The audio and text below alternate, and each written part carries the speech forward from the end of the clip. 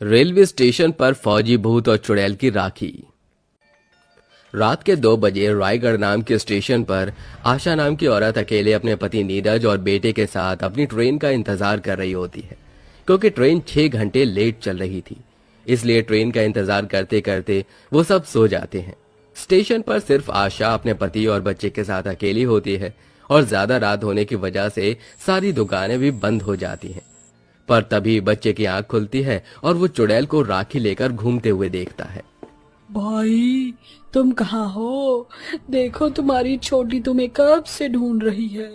कल राखी है, क्या इस बार भी तुम अपनी बहन से राखी नहीं बंधवाओगे? बेटा, क्या तुमने यहाँ किसी फौजी अंकल को देखा है? नहीं। क्या तुम अपने परिवार के साथ यहाँ सो रहे हो और तुमने यहाँ किसी फौजी को नहीं देखा? झूठ बोल रहे हो मुझसे। बच्चे की बात सुनकर चुड़ैल को गुस्सा आ जाता है और वो उसे और डराने लगती है। बच्चा पहले से ही डरा होता है, पर चुड़ैल की ये बात सुनकर वो और भी ज्यादा डर जाता है और डर से अपनी आंखें बंद कर लेता है और जोर जोर से चिल्लाने लगता है। बच्चे की आवाज सुनकर आशा और नीरज की आंखें खुल जाती हैं। क्या हुआ बेटा, तुम इतनी जोर से क्यों चिल्लाए? माँ, मैंने यहाँ एक चुड़ैल देखी जो राखी लेकर घूम रही है और किसी फौजी के बारे में मुझसे पूछ रही थी, और जब मैंने उसे मना किया तो वो मुझे मारने के लिए आगे बढ़ी। बेटा, तुमने कोई सपना देखा होगा। नहीं माँ, मैं सच कह रहा हूँ। मैंने कहा था तुमसे, वो पागल अंजलि मरने के बाद भी राखी लेकर यहीं घूम रही है, अपने भाई को राखी बांधने के लिए। इसीलिए बोल रही थी मैं तुम्हें कि इस स्टेशन से ना जाकर कोई दूसरा स्टेशन ले लेते हैं, पर तुम्हें तो यहीं से जाना होता है। पता नहीं तुम मेरी कभी सुनते क्यों नहीं हो। अरे इतना नाराज क्यों हो रही हो? आज तक अंजलि ने किसी का कुछ नहीं बिगाड़ा। अब बच्चे के सामने उसकी बातें मत करो। ट्रेन बहुत ज्यादा लेट है, मेरी मानो तो अभी मौका है। यहाँ से दूसरे स्टेशन चलते हैं, वहां से हम अपनी ट्रेन पकड़ लेंगे। मैं अपने बच्चे को इस तरह से डरा सहमा नहीं देख सकती, और वैसे भी मुझे चुड़ैल पर जरा भी भरोसा नहीं है। चुड़ैल बनने के बाद चुड़ैल सिर्फ खून की प्यासी होती है। माँ, आप और पापा किसकी बातें कर रहे हो? बच्चा अपनी माँ से जैसे ही सवाल करता है, अंजलि उसे बच्चों के सामने एक बार फिर आ जाती है और उस बच्चे के सवाल का जवाब देती है। तुम्हारी माँ मेरी बात कर रही है। क्यों भाभी, सही कहा ना मैंने? अंजलि, तुम? क्या हुआ भाभी, मुझे देखकर डर क्यों गई? मुझे इस स्टेशन पर जितना इंतजार अपने भाई का है, उससे कहीं ज्यादा इंतजार आपका था। अंजलि, ये तुम क्या बोल रही हो? भाभी, भैया को बताया नहीं कि मैं आपका इंतजार क्यों कर रही हूँ? चुड़ैल की ये बात सुनकर आशा 5 साल पुरानी बातें याद करने लगती है। अरे अंजलि, मेरा एक सूट सिल देना, वहाँ जल्द रक्षाबंधन आ रहा है। मैं सोच रही हूँ कि इस बार मैं अपने भाई को खुद राखी बांधने के लिए जाऊँ। भाभी, अगर ऐसी बात थी तो कुछ दिन पहले सूट दे देती। 3 दिन बाद ही तो रक्षाबंधन है, और तुम तो जानती हो इस बार मैं रक्षाबंधन पर रायगढ़ स्टेशन जा रही हूँ। कुछ देर के लिए ही सही, पर मेरे भाई की ट्रेन वहाँ से गुजरती हुई 5 मिनट के लिए वहाँ रुकेगी, और मैंने सोचा है कि इस बार मैं राखी न भिजवाकर खुद स्टेशन पर जाकर अपने भाई को राखी बांधूं। हाँ, तो अभी तेरे पास 3 दिन बाकी हैं, तो 2 दिन में मेरा सूट तैयार कर दे, और तीसरे दिन तो स्टेशन पर जाकर अपने भाई से मिलाना। मैंने कौन सा रोका है? अच्छा ठीक है भाभी, दे दो। आशा अपना सूट अंजलि को देकर वहां से चली जाती है। अंजलि एक टेलर थी और उसने अपनी छोटी सी दुकान खोल रखी थी। गांव के सभी लोग अंजलि के ही पास अपने कपड़े सिलवाते थे। अंजलि का भाई विक्की फौज में था। पिछले 2 साल से अंजलि ने अपने भाई को राखी नहीं बांधी थी, इसलिए वो इस राखी अपने भाई को राखी बांधने के लिए बड़ी ही बेताब थी। और अब देखते ही देखते राखी का दिन आ जाता है और अंजलि तैयार होकर रात को हाथों में राखी लेकर निकलने लगती है कि तभी वहां आशा आती है। अरे अंजलि, कहाँ जा रही हो? हाँ भाभी, बताया था ना आपको कि भैया की शिफ्टिंग हो रही है, तो वो किसी दूसरे शहर जा रहे हैं और उनकी गाड़ी रायगढ़ स्टेशन से होकर जा रही है। वहाँ पर 5 मिनट रुकेगी ट्रेन, और इसी 5 मिनट में मैं अपने भाई को राखी बांधूंगी। अच्छा, मुझे तुमसे एक बात करनी थी। अगर तेरे पास समय है तो क्या हम थोड़ी सी बात कर ले? हाँ भाभी, अभी मेरे पास बहुत समय है, आप जल्दी से बताओ क्या बात करनी है। अंजलि, मेरी एक बहन है, वो लंगड़ी है, इसलिए उसका कहीं रिश्ता नहीं हो रहा, और तेरे तो माँ बाप भी नहीं है। तुझे तो एक भाभी की जरूरत है। तू अपने फौजी भाई की शादी मेरी बहन से करवा दे। भाभी, ये आप कैसी बातें कर रही हो?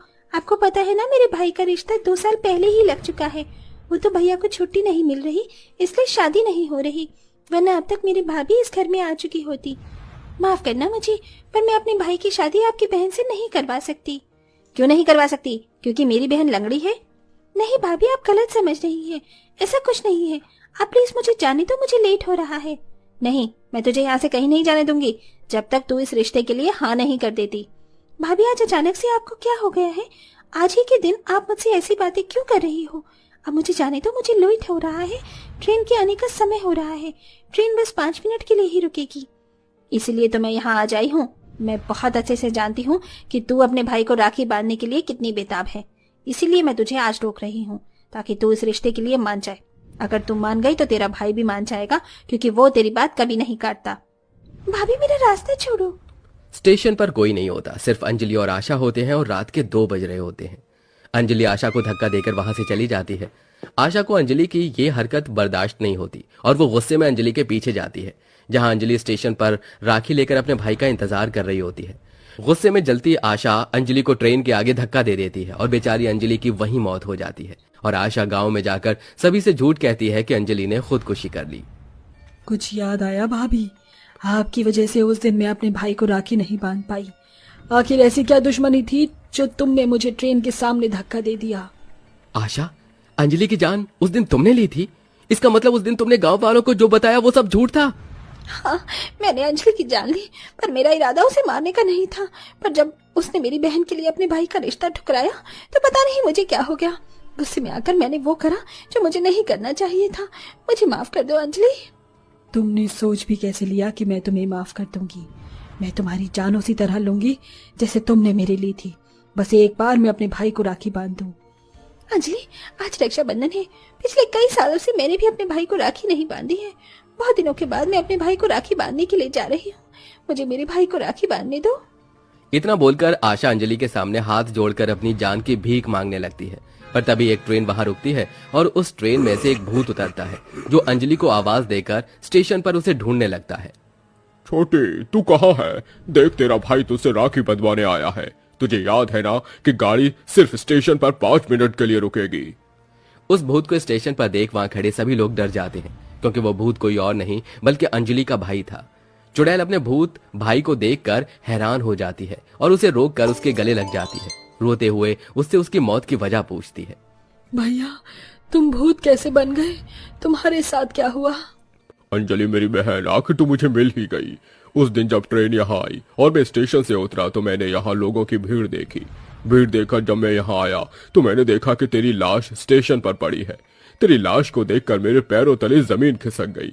मैं राखी वाले दिन तेरी मौत का सदमा बर्दाश्त नहीं कर पाया और मुझे हार्ट अटैक आ गया और मैंने भी वही दम तोड़ दिया। बस तब से ही मैं हर साल राखी पर इसी स्टेशन उसी ट्रेन में आता हूँ। ट्रेन 5 मिनट के लिए यहाँ स्टेशन पर रुकती है और मैं तुझे ढूंढता हूँ। भैया, मैं भी हर रक्षाबंधन पर यहाँ आकर तुम्हारा इंतजार करती थी, पर मुझे क्या पता था कि मुझे मेरा भाई भूत के रूप में मिलेगा। ये सब कुछ इस आशा की वजह से हुआ है। मैं इसे छोड़ूंगी नहीं। इतना बोलकर अंजलि हवा में उड़ने लगती है और तेज आंधी तूफान चलती है और तेज हवा में आशा खुद को संभाल नहीं पाती और धीरे धीरे स्टेशन के किनारे पर आ जाती है। और जैसे ही ट्रेन आती है आशा ट्रेन के सामने गिर जाती है और उसी वक्त सबके सामने आशा की मौत हो जाती है। आशा की मौत पर उसका पति और बच्चे रोने लगते हैं, तो वहीं अंजलि जो कि चुड़ैल बन चुकी थी वो अपने भूत भाई को राखी बांधती है और इस तरह रक्षाबंधन मनाने के बाद चुड़ैल और भूत की आत्मा को मुक्ति मिल जाती है।